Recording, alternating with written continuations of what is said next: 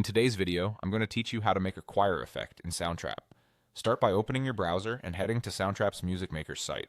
Once the page loads, look for the Login button at the top and click it.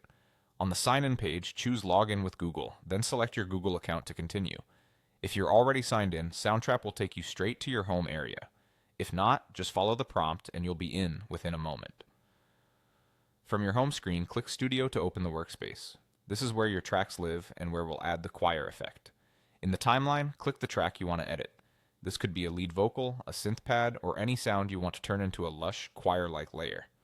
Make sure the track is selected so the changes apply to the right place. Now right-click on the selected track to open the context menu and choose Effects. This opens the effects panel for that track. In the effects window, use the search bar and type chorus. You're looking for the standard chorus effect. Once you see it, click on it to add it to the chain.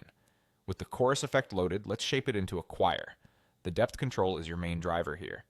Increasing depth makes the effect wider and more animated, which helps simulate multiple voices. Start moderately, then push it up until the sound feels fuller without getting seasick. Next, adjust the rate. Lower rates create a gentle, natural movement, which is great for a choir tone. Higher rates can sound wobbly. Keep it slow and musical. The mix or wet-dry balance determines how much effect you hear relative to the original signal. For a believable choir, keep enough dry signal to preserve clarity, then blend in the chorus until it feels like several voices singing together. If you see a stereo or width control, widening it can spread the sound left and right for a bigger ensemble feel. A short delay or pre-delay within the chorus can help separate the voices slightly, adding realism.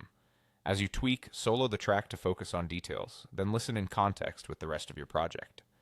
Toggle the effect on and off to compare and make sure you're enhancing, not masking, the original performance. Keep an eye on levels to avoid clipping. Small adjustments go a long way. And that's it. You've navigated to Soundtrap, signed in, opened your project, selected a track, added the chorus effect, and dialed in the depth and other settings to create a convincing choir sound.